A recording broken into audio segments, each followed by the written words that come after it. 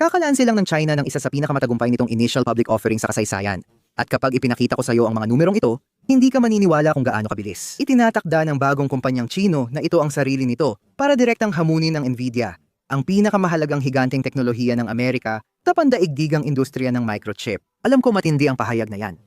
Paano nga ba makakalaban ng kahit anong bagong kumpanya ang Nvidia, ang nangunguna sa makabagong artificial intelligence chips na may market cap na higit sa 43 trilyon pon?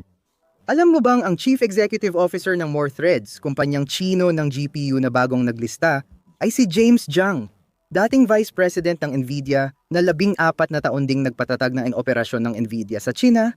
Hindi siya ordinaryong Chief Executive Officer si James Zhang. Nagsimula siya sa Hewlett-Packard at Dell noong 1975 bago sumali sa Nvidia noong 2005 at naging mahalagang bahagi ng mabilis na paglago ng kumpanya sa mainland China. Eksperto siya sa teknolohiya, supply chain, at estratehiya ng Nvidia at ginagamit ngayon ang karanasang ito para tulungan ng China bumuo ng sariling Nvidia sa Beijing. Dahil dito, naging pambansang kaganapan ang initial public offering ng More Threads. Na-oversubscribe ito ng 4,126 beses at umabot sa 45 trilyon ang total bids. Mas mataas pa sa market cap ng Nvidia. Ipinapakita nito kung gaano ka-optimistiko ang mga Chinese na mamumuhunan sa lokal na teknolohiya at hindi ng tunggalian sa teknolohiya ng United States at China. Sa video na ito, ipapaliwanag ko ng detalyado ang nangyari sa makasaysayang initial public offering. Sino ang nasa likod ng bagong microchip champion ng China? Paano hahamunin ng Beijing ang dominasyon ng Nvidia? At ano ang epekto nito sa tech war ng United States at China? Magsimula tayo sa artikulo ng The Economist na magugulat ang mundo sa industriya ng chip ng China na inilathala noong nakaraang buwan. Nagpapakita ito kung ano ang posibleng makamit ng China sa 2026. Hindi sa code, kundi sa silicon manggagaling ang mga sorpresa. Patuloy na hahabol ang mga kumpanyang Chino sa dalawang larangang matagal na nilang gustong abutin, sa pagdidisenyo at paggawa ng makapangyarihang artificial intelligence chips. At para sa sinumang nag-iisip pa rin na hindi kayang mag-innovate ng China, balikan natin ang Enero 2025 nang yumanig ang DeepSeek, isang Chinese startup sa mundo sa paglunsad ng artificial intelligence model na humamon sa Open Artificial Intelligence ng Amerika. Gawa gamit ang maliit na bahagi ng budget at mas mahalaga nang walang access sa pinaka-advanced na chips ng Nvidia na patunayan ni DeepSeek. Kaya ng China mag-innovate kahit may parusa ng United States at gumawa ng marami gamit kaunting resources. Ang parehong momentum ay ngayon direktang napupunta sa chip industry ng China, kasama ang More Threads. Pero dito na mas lalo pang lumalalim ang kwento. Noong nakaraang buwan, ipinaliwanag ni Jensen Huang, Chief Executive Officer ng Nvidia, sa isang pribadong event sa Taiwan, kung bakit bumaliktad ang epekto ng parusa ng United States. Sabi niya, ang export control na ito ang pinakawalang kwentang nagawa natin. Binigyan niyo sila ng pinakamahalagang misyon ng pagkakaisa sa 50 taon. Parang mas pinalakas na Sputnik moment. Akala ng Washington na pinipigilan nila ang China. Pero sa halip, lalo pa nilang pinapabilis ang China. Sa 2027, mas mataas na ang artificial intelligence compute ng China kaysa pinagsamang iba pang bansa. Tandaan mo ito. Nakakagulat ang pag-amin ng Chief Executive Officer ng Nvidia na ang kinabukasan ng kumpanyang nakasalalay sa Amerika at nangingibabaw sa artificial intelligence chip market. Paulit-ulit na lumalabas ang temang ito sa administrasyon ni Biden at Trump. Lahat ng pagsubok, pigilan ang pag-usbong ng China ay nagkaroon ng kabaligtarang resulta. Mas mabilis mag-innovate ang China ngayon kaysa dati na nagdadala sa atin sa More Threads. Hindi ito nangyaring mag-isa.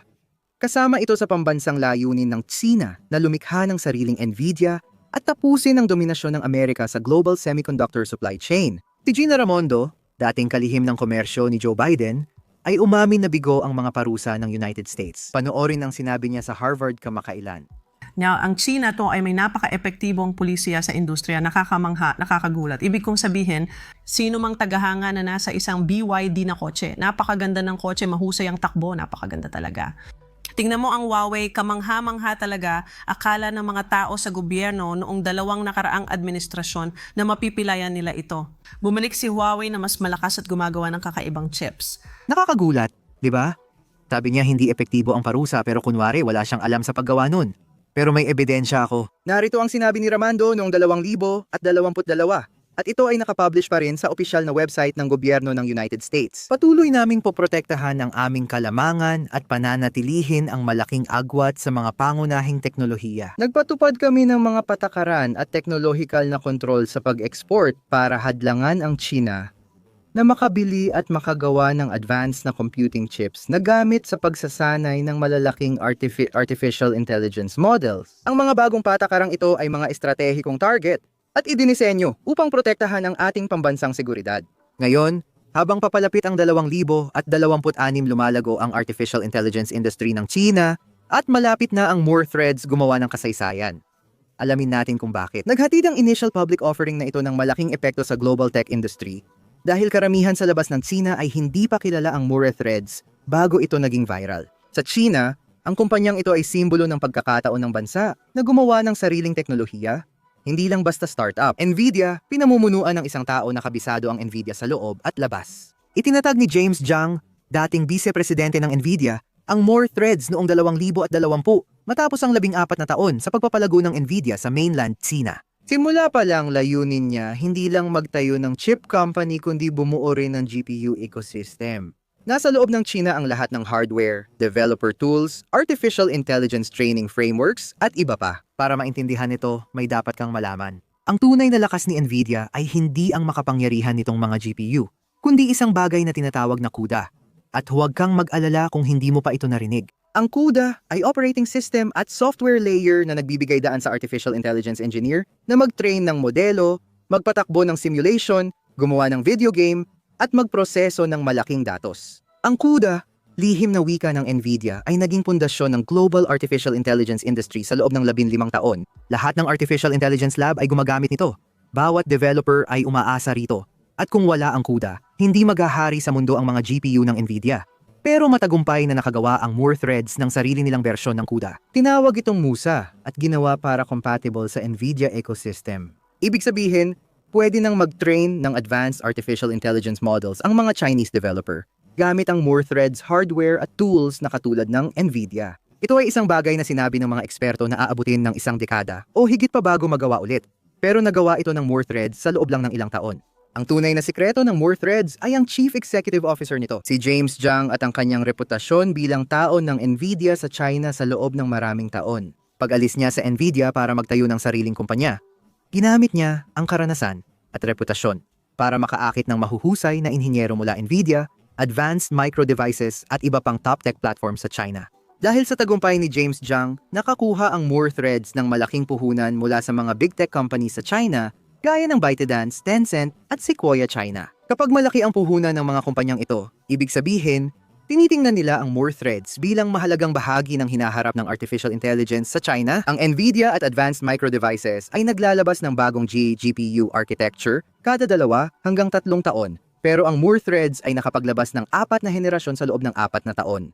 Isang bilis ng inobasyon na hindi pa naririnig sa industriya ng microchip. Ang kanilang bagong arkitektura noong 2024 ay kayang magsanay ng artificial intelligence models na may trilyong parameter. Dahil dito, napasok ng Moore Threads ang high-end na komputasyon at naging pangunahing lokal na supplier ng mga kumpanyang tulad ng DeepSeek na nagsasanay ng frontier-scale na modelo sa China. Pinakamahalaga, ginagawa ng Moore Threads ang pinakakailangan ngayon ng China. GPU para sa cloud computing, gaming, enterprise artificial intelligence at data center. Dito itinayo ng Nvidia ang pundasyon ng global empire nito. Ngayon, pag-usapan natin ang initial public offering dito, naging di ka panipaniwala ang kwento. Nakuha ng Moore Threads ang regulatory approval para sa initial public offering sa loob ng 70 araw, isa sa pinakamabilis sa kasaysayan ng Shanghai Stock Exchange, na nagpapakita ng estratehikong halaga ng pagdevelop ng lokal na GPU sa Beijing. Ang tunay na gulat ay nang magbukas ang subscription window. Na-oversubscribe ang 4,100 at 26 beses na may kabuuang bid na 33 trilyong yuan o 45 trilyong United States dollars. Mas mataas pa sa market cap ng Nvidia. Sa kanluran, palagi nating naririnig na bumabagsak ang ekonomiya ng China at wala nang kinabukasan ang mga merkado nito. Mas komplikado ang realidad dahil may ilang estratehikong industriya sa China na hindi bumabagal. Patuloy silang umuunlad. Itinuturing ng Beijing ang compute bilang mahalagang lakas para sa bagong industrial na revolusyon, tagumpay sa artificial intelligence seguridad, cloud infrastructure, at hinaharap ng robotics. At iyan ang dahilan kung bakit ang mga kumpanyang pag-aari ng estado tulad ng China Telecom at mga pribadong kumpanya gaya ng Meituan ay sabay-sabay na nag-invest sa Moore Threads initial public offering. Kapag sabay na nag-i-invest ang gobyerno at malalaking tech na kumpanya ng China, malinaw itong senyales ng pangmatagalang pambansang stratehiya, hindi lang kasabikan. At talagang kamangha-mangha ang laki ng saklaw nito. Ang More Threads ay nakalikom ng 8 bilyong yuan mga 100 at 12 bilyong dolyar ng United States sa halagang 100 at 75 bilyon sa unang araw pa lang. Ngayon, ang mga chip startup ay kadalasan nangangarap lang ng 1 bilyon matapos ang dekada. Pero ang More Threads umabot ng 17 beses pa rito. Nangyari lahat yon magdamag lang. At tandaan, nagawa ng kumpanyang ito ang lahat ng ito sa kabila ng mga parusa ng United States. Matapos mapabilang sa United States Entity List noong 2023, maaaring bumagsak ang More Threads.